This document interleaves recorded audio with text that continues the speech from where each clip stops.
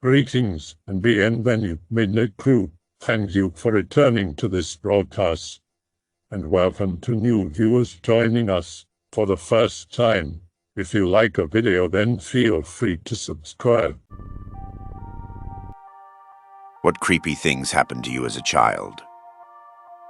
This all happened when I was 11. I always took the bus home, and I had my own key because I would usually come to an empty house. I once came home to a slightly opened front door. I didn't think much of it because I assumed my mom left somewhere in a hurry and forgot to close the door fully. Our door isn't a perfect fit, so it needs to be pulled tight. I walked up the stairs and saw that all the kitchen cupboards and drawers were open. At this point I got confused, but being 11, I just assumed my mom was looking for something. I went to my room and saw that all my drawers were open too, with my wallet with the money I'd been saving on the floor. I looked through it and saw nothing. I have two wallets. One I take everywhere, and the other I leave at home with all my money, but don't do that anymore, of course. Everything in my wallet was gone. I began thinking it is very unlikely that my mom would take all my money. I began looking around my room for anything else missing, but the money was the only valuable thing there. I decided to walk around the rest of the house, starting with my parents' bedroom. Of course, all drawers open with their jewelry gone. The funny thing was that my dad had a real old broken Rolex, and sitting next to it was my fake one, also broken, of course. Mine was gone. I started laughing, even though I had already known that someone robbed our house. Nothing else interesting was gone around the house. Nothing else worth mentioning happened until I went downstairs. I go into our family room, which has a few windows around the front and back, leading to both sides of the house. I went down there because we had our desktop there, which I expected that at least the monitor was taken. I started walking around, looking to my left when I heard a sound to my right. I look right and see someone. The room had small windows on one side and big ones on the other, and the light was going through the small ones more, so the room wasn't well lit. I get a tiny view of a part of his face, his left eye. It was a light brown. He broke the window and jumped through it. He was on the side with the big windows. While he did this, I just stood there. Later on, when the police showed up, they asked me what I saw and I told them everything. The neighbors also came out and said they saw a van parking near our house every day for the past week or so. For some reason, I never noticed it. My parents decided that we should not stay in the house for a few days, and our good friends living in the town over, after my mom told them about it, we could stay there. We live in an area with few hotels and motels, so we accepted. Every night that I slept, I saw his face, over and over. My mind would play out the situation, specifically the part where I saw him for about a month. Each time, my mind would create another part of his face, until I saw his entire face. I knew that the face that I saw was not the face of the person, but it was a face I had never seen before. Never. Ever since, every time I would have a nightmare, which I don't have often, his face would show up somewhere. Usually in the background, but it was always there, and I will never forget that face, even though I never actually saw it. Me 12. I love to play in the woods and climb around on trees. Needless to say, I was very agile and fit, so I could climb up huge trees and shoot squirrels with BB guns and whatnot. Only one problem. I legit live a few miles away from a pre-release center. Anyways, one day I was playing Halo Reach because it was all I did back then. If we got good enough internet because I lived in the woods. While on kill streak on the sniper mode, Mom comes in and rants to me for a little bit about chores, then drops the bomb. Hey Anon, I'm giving strict orders. Do not leave the house. Someone escaped from the pre-release and do not open the door for anyone. Yeah, whatever. Let me play my game. Legit 5 minutes later, the internet cuts out and I just sit there like, well shit. And my dumbass forgot everything my mom told me and I prepped to go hunting. Slipped on sneakers, put on a hat, and grabbed my pellet rifle and I was off. I went to my usual spot above a river on a relatively easy tree to climb. I sat up and waited for about 2 minutes and heard what to me sounded like a damn horse running towards me from behind the tree. It was at that moment I had recalled what my mom had told me, and I prayed it was just a deer that had been spooked. But sure enough, he stopped right below me, planning how he would cross the somewhat fast-moving river. Then, like an idiot, I moved to readjust my position and snapped a branch I was holding onto. I managed to save myself before falling, but I dropped my gun. My heart sank. He looked at me, looked at the gun, picked it up and pointed it directly at me, then burst out laughing and took off. My face when I armed a fugitive and let him go. When I was 12, I used to get the bus to school. But the bus wasn't for a specific school, it was for the town, since there were like 4 schools in this one town, and then it would continue to a neighboring town that had another 3. So the bus would drop us off at the town's train station, in case it's not obvious, Bongland here. Anyway, my school was about a 10-minute walk from the station. We had to walk against the traffic. This is important. There weren't that many people in my year from my school on the bus, and I was a fast walker, so I tended to make this walk alone. One morning, as I walked to school, I remember a taxi approaching from the distance, and then slowing down, and pulled up next to me, which was really weird. This is Bongland, so we all have school uniforms, and I was obviously walking to school. Anyway, the taxi driver rolls down the window and calls me over. I approach, and I'm pretty sure it's an Indian man, or someone from that region at least. Mind, this was over a decade ago now. He asks me where I'm heading, and I pause before sheepishly saying, "School?" So then he asks me if I want a lift. This is why I pointed out the traffic thing earlier. We're on a semi-main road, 2 lanes on each side, where the lane is going the wrong direction, and the closest roundabout to turn around is about 100 meters further away from the school than I already am. So I point out he's going the wrong way, and he says, "Oh," rolls up his window, and drives off. Every so often, I remember it and wonder what would have happened if I got in that car. If this was a creepypasta, here's where I make up some story I read in the local paper a week later about a missing kid last seen getting in a taxi. But honestly, I do wonder. Not creepy, but when will I ever post this? When I was a baby, I used to lay on my back and grab at the air and look like I was following something with my eyes. When there was nothing above me and no one was in the room, my parents just watched me from outside the door and I would giggle and grab like someone was watching over me. My parents aren't religious, but they always said there were angels watching over me. When I was 16, I tried to OD on my meds. When I was taken to the hospital, I was pretty out of it, and the room was spinning with doubles and everything. It's a haze. My mom was there though, and apparently when I was in my haze, I was looking up and grabbing at the air like I did when I was a baby. The doctor said it's some kind of miracle I was alive. The med should have killed me in half the time before I started puking. Grandfather died the same night. Sometimes I wonder if death took him over me. Sometimes I think about the idea of me grabbing at nothing.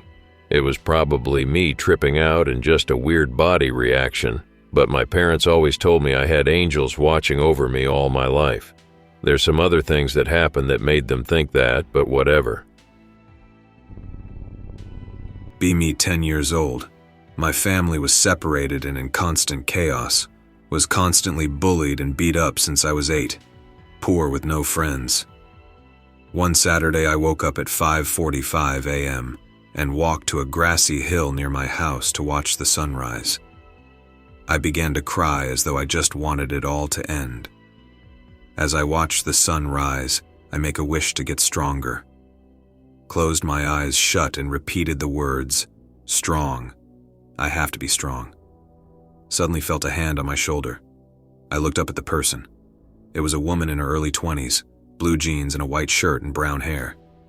Beautiful, isn't it? I don't look at her or say anything because she's a stranger, and I brush her hand off my shoulder. Says something along the lines of, "Beauty lies in the flame of the heart. When we see the sun rise, desire is what makes us strong." I think she's crazy and stupid. I look back and don't see her anywhere. I quickly get up to look around. No way she could have left that fast. Realized she was cold to the touch when I brushed her hand away.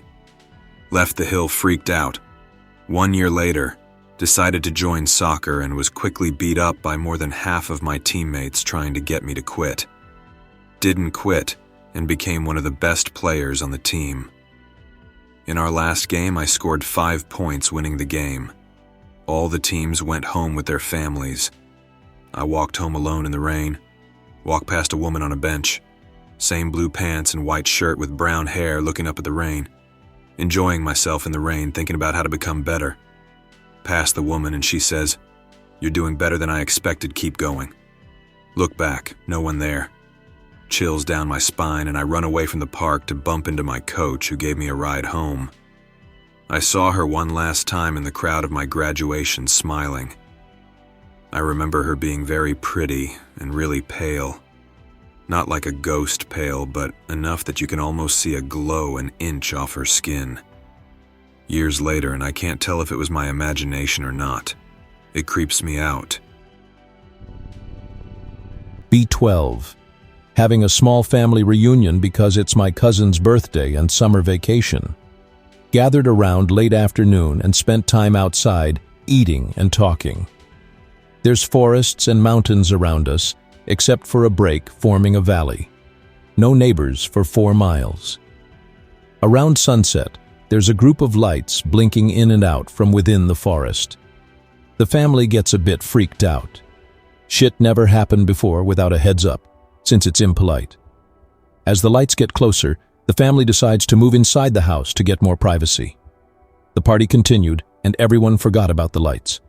Then suddenly, the windows in the front room shine bright as a beam of light moves across. Everyone freaks out and moves out of sight from the window. The older men of the family put on their coats. A few go to close the curtains on all the windows and go outside to talk with the people with flashlights. A few minutes, then half an hour.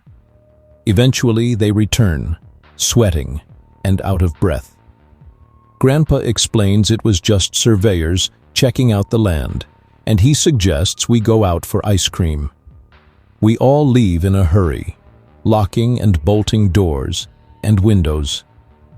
A few years later, my cousin tells me that when Grandpa and the other men tried to reach the strangers, they ran from them, so the guys ran after them, but they never caught up to them.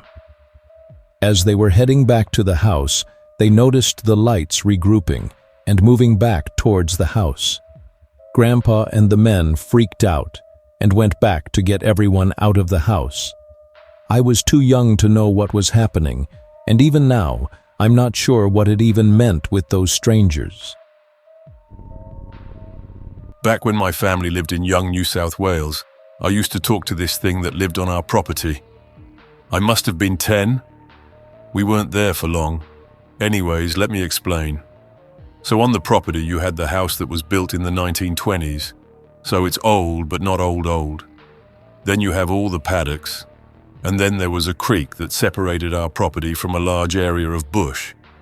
Anyway, I'd go playing around in there, and there was this brick deck area, and on it was a metal table painted white along with 2 painted white chairs. It was pretty run down. So when I saw this, I thought it'd be a good place to go and read books and relax and shit. So I remember the first day I headed down there with my books. I sat down, I'm reading, and this being was sitting in the chair across from me, just looking at me. I never felt scared. I just talked to it. It said its name was Mai. It was fully black but solid. Must have been around 6 feet tall. Looked like a human except it was just black. No eyes, no mouth, no nose, nothing. It was like polished black stone. And the weirdest thing was, our conversations were always normal. I'd tell it about my life, and it would tell me about things. Just cool historical stuff, like one time I was reading a book about Waterloo, and Mai explained to me that Napoleon let himself be beaten on purpose. It explained it very well. No cryptic shit, it was very straightforward. But yeah, that was the nature of our conversations pretty much. Mai told me once how old it was, but I can't exactly remember. Also, I really don't think it was a ghost. It was always very physical. Anyways, time came around where my family had to move because my dad got work elsewhere, went to say goodbye to Mai. It was sad to see me go. but said it'd always be there, and if I ever decided to come back, it'd still be there. So I went back there when I was in my 20s, and to my surprise, that entire area of bush had been cleared for more grazing land. Be 7 years old. Go to bed with my sister who is 5 years old. We share the same room in a 2-beds module. I am at the top. I can't sleep and stare at the ceiling. Eventually semi-tired, but not enough to sleep. Eventually my vision shifts into something weird. I feel weak and slow. My heart and body seem all weak and tired. Attempt to get out of bed, to escape that weird feeling. I slowly realize I have long legs, and I'm actually tall like an adult. Suddenly I realize all my skin is old like old people. I have ugly-looking legs and arms, and I feel heavy and sorrowful. Get out of bed and feel like if I was really, really old, my body is weak and I look weak from what I see. Like if I was in the body of an old person, but it's still me. I'm so scared my heart is beating really fast. I look at my sister's bed below me. There's an old lady sleeping in it with my little sister's clothes. I don't really realize it. I'm too freaked out by the presence of someone else in her bed. Totally freaked out. I feel like I'm gonna faint. I get out of my room. The lights are on, which is weird since it's night and everyone is sleeping. There are pictures of my family on the walls, but they all look really, really old. All the pictures that are usually there are exactly the same, except that people on them are like 90 years old and more. There is even a picture of my sister from the school shooting. She has her 5 years old clothes, but she is really, really old. I'm so scared I run to my parents' bedroom. My throat is weak. I can't even make any sound. I'm sweating. Their bed is empty, but there is a smell of death in the room. I got scared and woke up. I've never been scared like this in my life. I think that I hallucinated or something because everything I dreamed about looked real, and usually my dreams are like dark and blurry. I never dreamed about this after. Riding my bike around in the woods with a friend. Find what looks like a game trail. Decide to follow it because it's easier to pedal on. At this point, we're about 2 or 3 miles deep. The trail leads to a baseball field in the middle of the woods.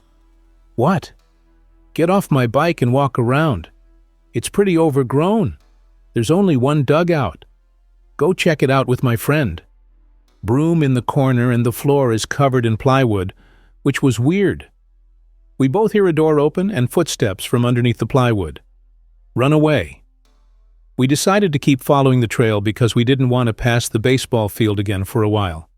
Eventually it opens up a bit more. ATV tracks on it. We reach a pretty big, new-looking building in the middle of the woods. There's a deep, muffled boom going off every few seconds from what feels and sounds like underneath the building. Railroad tracks about 1/4 of a mile long that didn't lead anywhere. We followed it. With a few huge, very strong-looking rail cars on it that had a vault-looking door on the back and reinforced viewing windows on the side. Decide to keep following the path. 2 guys in all black riding black ATVs with radios mounted on them ride up behind us. What the fuck are you kids doing here? You can't be here.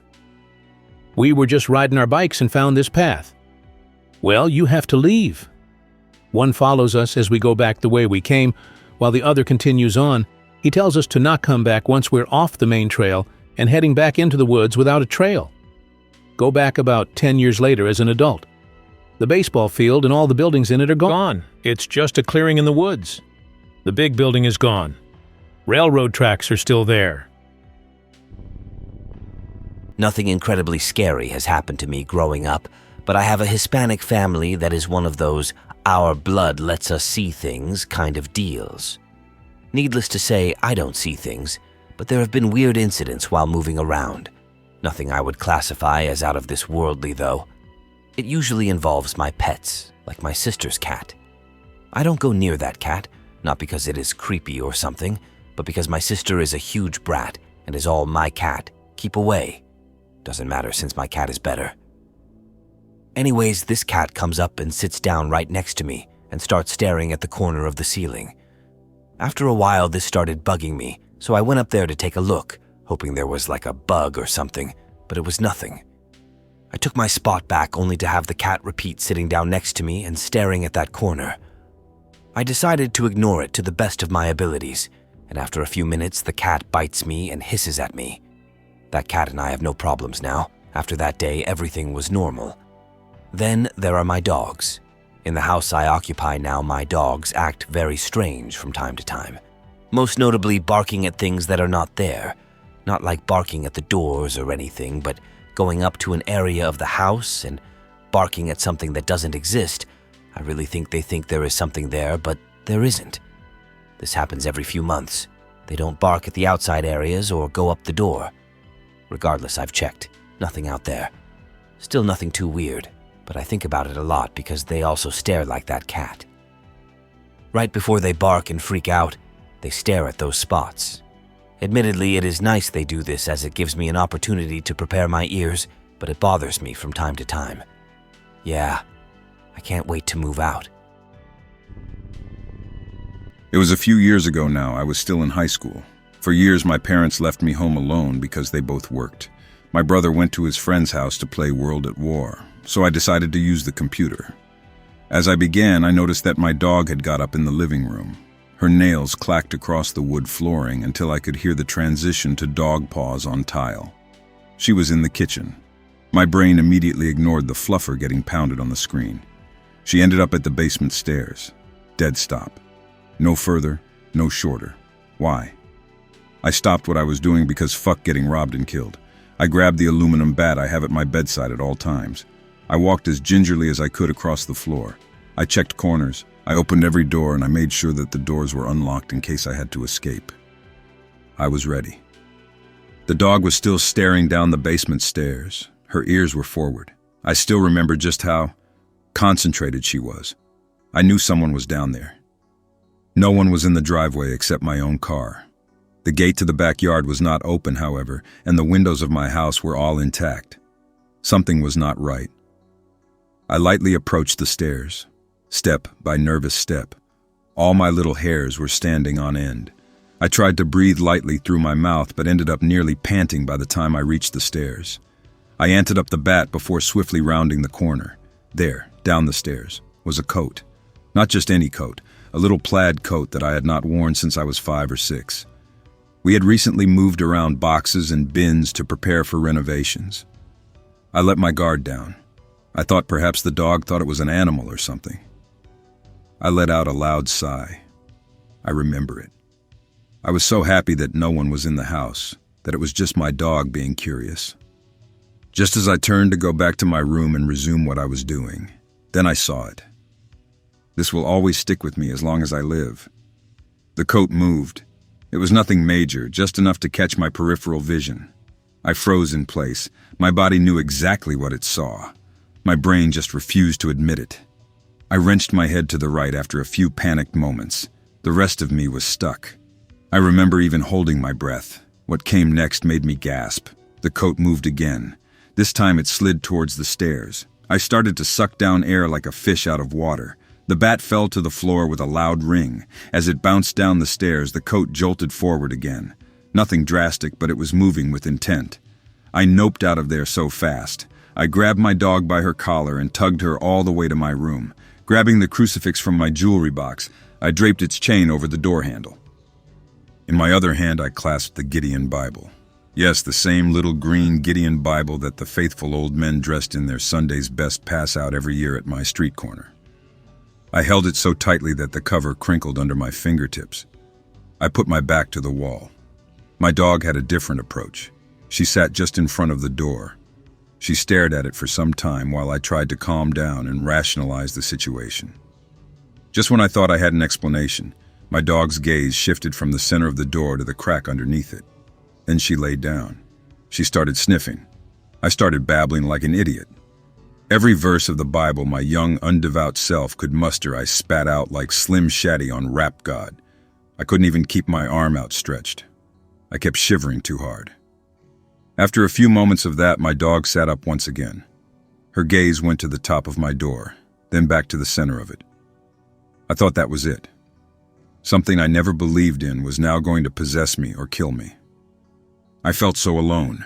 My young mind was incapable of processing the fact that something was there.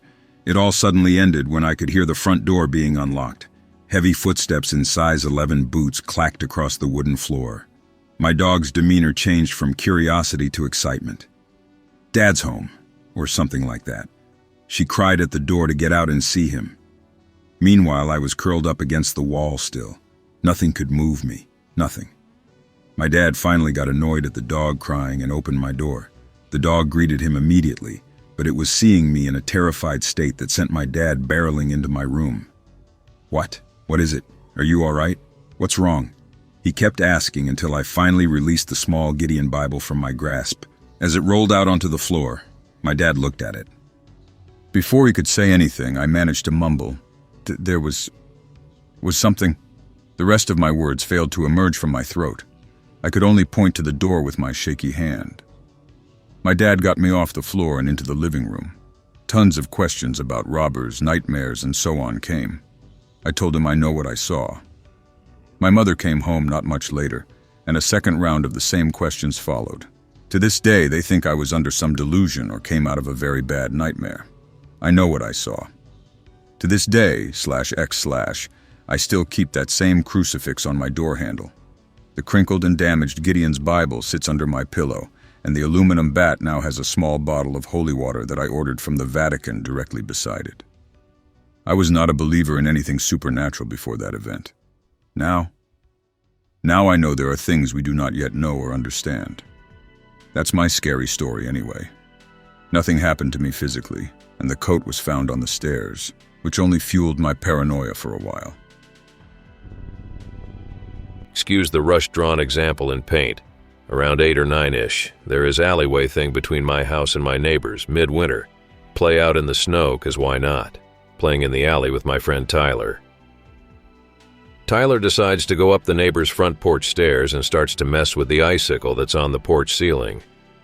The icicle was about 3 feet long and about the size and width of a large boot and super sharp on the tip.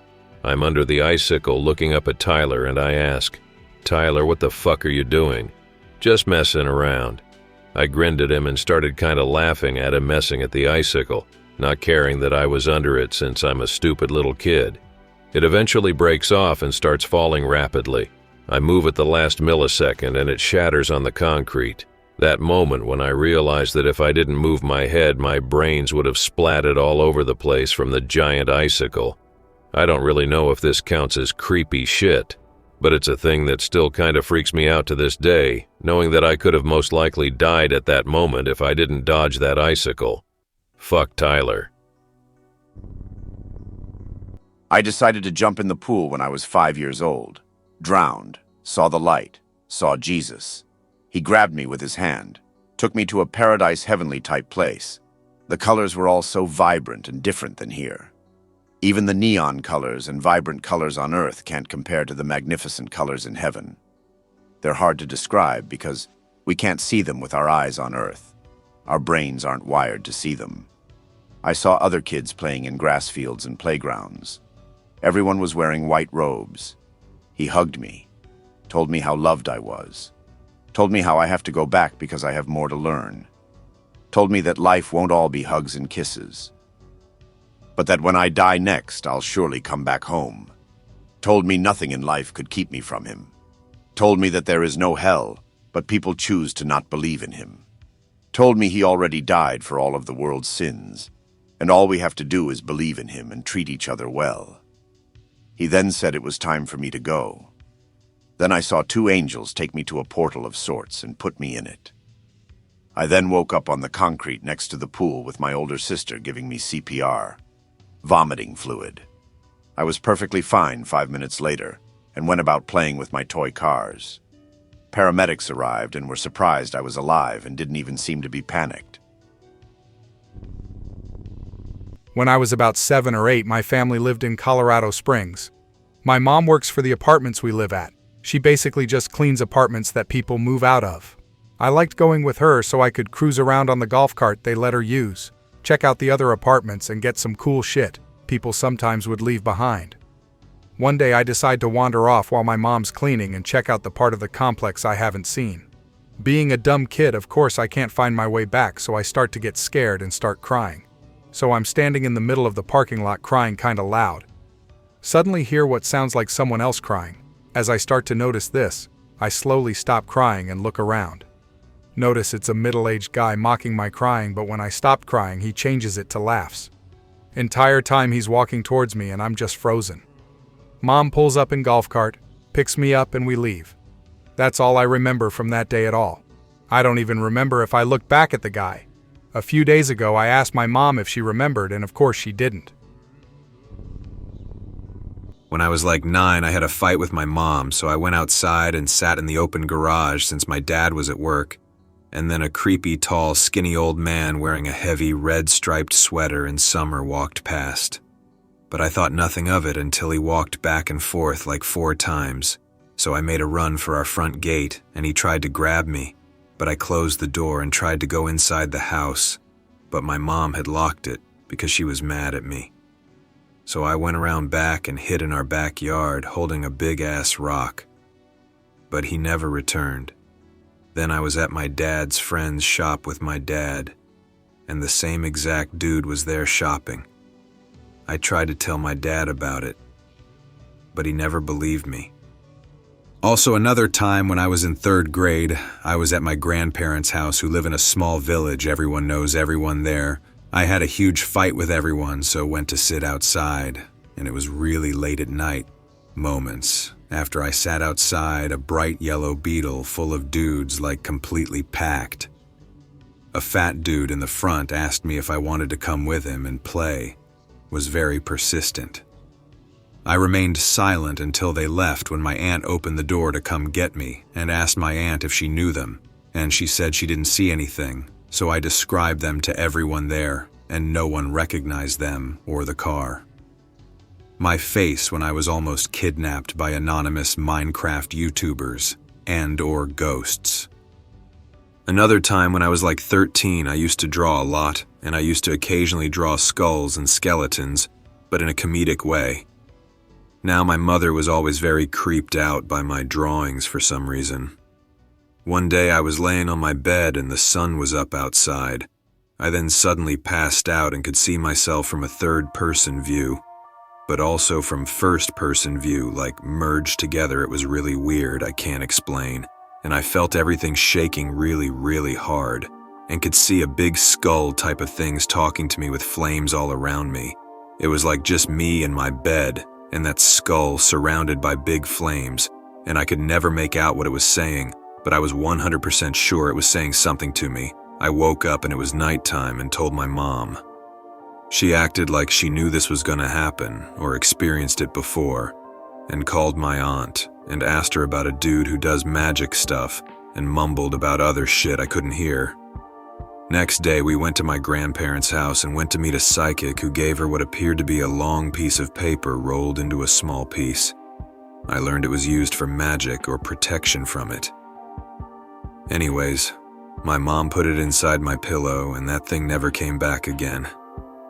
I removed it a couple of months later and nothing happened. Be me, 5 or 6 years old. Living with grandparents. Grandmother is away with my mom. Grandfather tucks me into bed, leaves the room and shuts the door. The room has a sliding window door that leads to the backyard, drifting off to sleep, while staring at spinning stars and moon nightlight. Crash! Someone breaks through the window. I remember them looking like a jester, makes tons of bell noises as they jump around. Jester thing also maniacally flailing arms and spinning.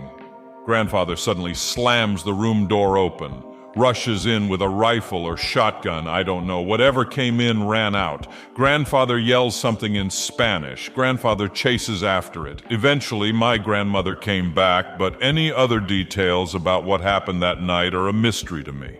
Both of my grandparents unfortunately passed away 3 years later, months apart from one another, and apparently didn't tell my mom anything. They were ancient at the time of the incident, and still amazes me to remember how fast my grandfather moved into the room, and after that thing, considering he was 97 years old. Although the broken sliding window door was replaced, there are still a few cracks in the solid non-sliding one next to it. I hope that you enjoyed tonight's broadcast. If you enjoyed tonight's story, then please subscribe to the channel as more Greentext will appear daily. A new broadcast will appear when the clock strikes midnight Central Time.